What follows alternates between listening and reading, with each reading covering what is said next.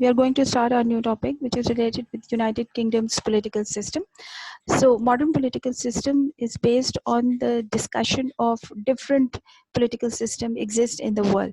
United Kingdom is always been discussed primarily because it is the first proper political system which we can evident.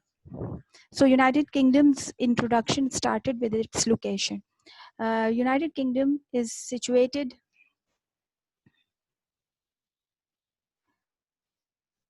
on the northwest coast of continental Europe, and it is surrounded by the North Sea, English Channel and the Atlantic Ocean.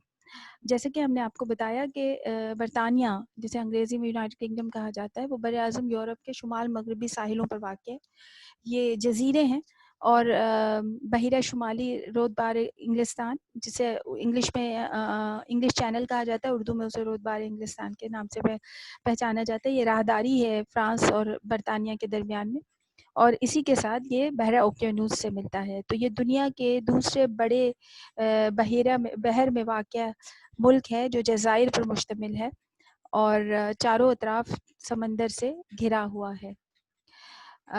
अमूमन British islands को British Isles कहा जाता है क्योंकि ये 4 जजीरे और जजीरे नुमा मुल्कों से मिलकर बना है। It include 4 isles, 4 countries, which is England, Scotland, Wales and Northern Ireland. We usually use the word peninsula for not a complete island, but here in British Isles we use the islands word because they all are except for Northern Ireland, they all are situated close with each other, or they are bordering countries with each other. So therefore it calls British Isles. मैंने आपको जैसे बताया कि ये 4 मुख्तलिफ मुल्कों पर मुश्तमिल एक मुल्क है, और ये जजीरा, इनमें कुछ जजीरा नुमा हैं क्योंकि उनके बॉर्डर्स एक दूसरे से मिल रहे हैं, लेकिन जो बाकी हैं, वो जो उनके 3 अतराफ हैं, वो मुकम्मल तौर पर पानी है, तो लिहाजा उन्हें ब्रिटिश आइल्स के नाम से ही पुकारा जाता है, सिवाय नॉर्दर्न आयरलैंड के, जो कि रिपब्लिक ऑफ आयरलैंड के साथ जुड़ा हुआ है, उसके सरहदें उससे मिलती हैं, मगर उसको मिलाकर ये ब्रिटिश आइल्स कहलाता है और यही इनका नाम की, यही इनकी पहचान भी है। सो इंग्लिस्तान, Scotland, Wales and Shumali Ireland जो है वो इसका हिस्सा है। सो इसमें जो सबसे बड़ा पोर्शन है, the largest portion of British Isles is consist of England. उसका लैंड सरफेस जो है वो 130279 किलोमीटर पर स्क्वायर है, और उसकी पॉपुलेशन तकरीबन 55 करोड़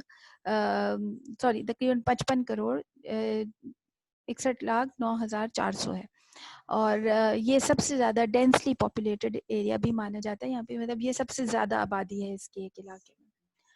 जो दूसरा इसका हिस्सा है वो छोटा है, मगर उसकी तारीख बहुत पुरानी है, वो जब हम आगे पढ़ेंगे तो आपको पता चलेगा।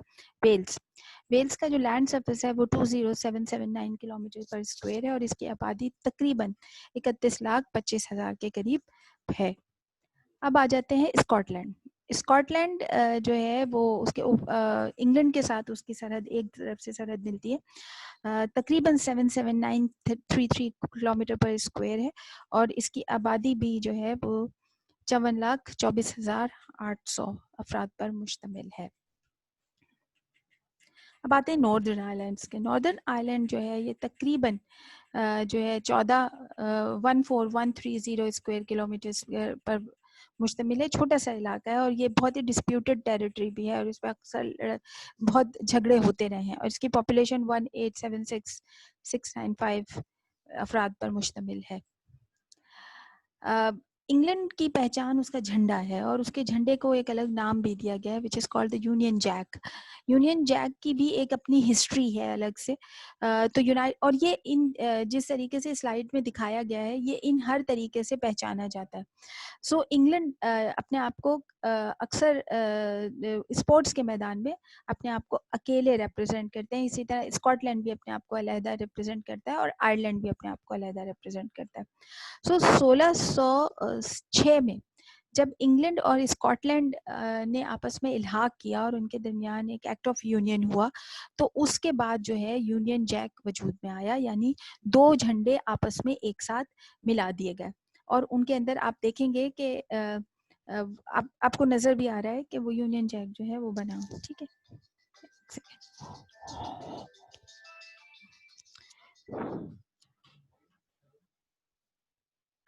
सो 1606 में यूनियन जैक वजूद में आया, और उसके बाद जब इसमें आयरलैंड की शमूलियत हो गई 1801 में, 1801 में यूनियन जैक जो है उसमें आयरलैंड का झंडा भी शामिल कर दिया गया।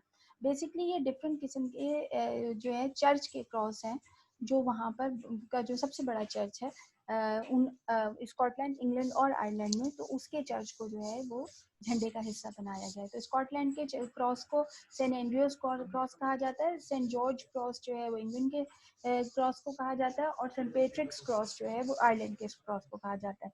आप ज़रूर ये बात सोच रहे होंगे कि इसके अंदर वेल्स शामिल क्यों नहीं है, क्योंकि 1801 में जब आयरलैंड जो है उसकी इल्हाक आखिरी है, तो इसकी भी एक हिस्ट्री है कि आयरलैंड, इंग्लैंड और स्कॉटलैंड और आयरलैंड की तो आइडेंटिफिकेशन या उनकी रिकग्निशन जो है वो यूनियन जैक में मौजूद है, मगर वेल्स की मौजूद नहीं है। तो वेल्स के साथ दरअसल reason of absence of Wales in Union Jack is the Wales conquest by England in 1283. मतलब इंग्लैंड ने 1283 में वेल्स के ऊपर कब्जा कर लिया था। Wales was then, in the words of the statute issued by Edward in 1284, united and annexed to the crown of the realm of England as a member of the body of that realm.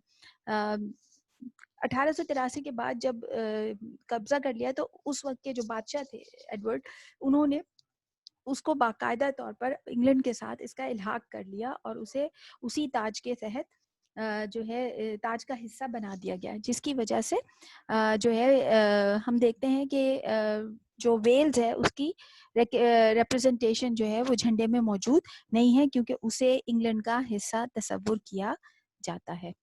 अब आ जाते हैं England. The word England come from the old English word England, which means the land of angels. England का जो लफ्ज़ है, जो मुल्क का नाम दिया गया, वो दरअसल पुरानी अंग्रेजी के एक लफ्ज़ था इंग्लैंड, और वो बेसिकली यूज़ किया जाता था फरिश्तों की सरजमीन के लिए। And then lands of angels कहा जाता था, जो बाद में तब्दील होकर इंग्लैंड हो गया, और इसका मतलब इंग्लैंड यानी वो लैंड जहाँ पर इंग्लिश लोग जो हैं वो रहते हैं। इंग्लैंड का ऑफिशियल कलर सफ़ेद है, इंग्लैंड का कैपिटल लंदन है, और इंग्लैंड का ऑफिशियल प्लांट जो है वो रोज़ है। इसी तरह जो पेट्रन सेंट है, जैसे हमने आपको पहले भी बताया झंडे में भी, वो सेंट जॉर्ज है।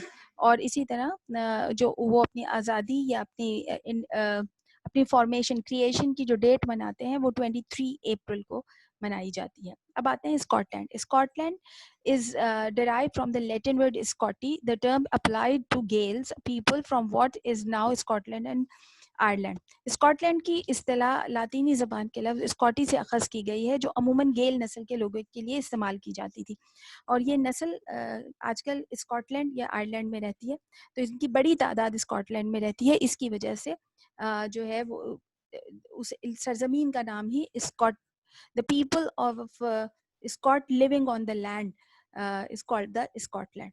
सो द स्कॉटलैंड का जो ऑफिशियल कलर है वो ब्लू है, उनका प्लांट जो ऑफिशियल प्लांट है वो थिस्टल है, कैपिटल ईडनबर्ग है, और पेट्रन सेंट जो है वो सेंट एंड्रियो है।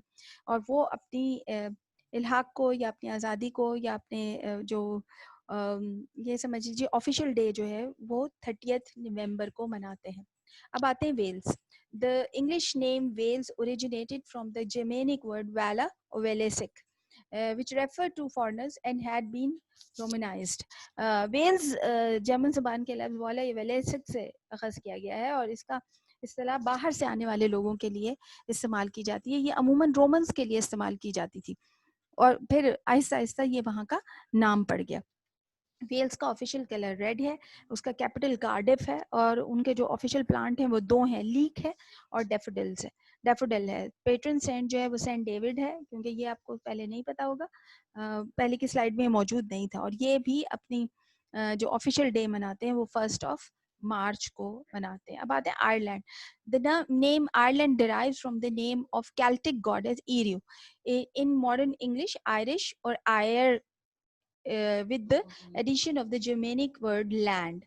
सो जो आयरलैंड है ये उनकी पुरानी, आप हम आगे चल के जब आपको इनकी पूरी तफसील पढ़ाएंगे, हिस्ट्री पढ़ेंगे, तो उसके अंदर हम ये तमाम डिटेल पढ़ेंगे कि ये केल्टिक कौन है और ये गेल कौन है, ये सारी तफसील आपको वहाँ पता चल जाएगी। बहरहाल जो केल्टिक लोग जो थे वो एक खास देवी की पूजा किया करते थे जिसका नाम ईरू, एंड देन बाद में वो चेंज होके आयर हो गया। तो उसी से जो है नाम आयर और लैंड जो है जर्मेनिक वर्ड लिया गया और वो फिर आयरलैंड बन गया। कैपिटल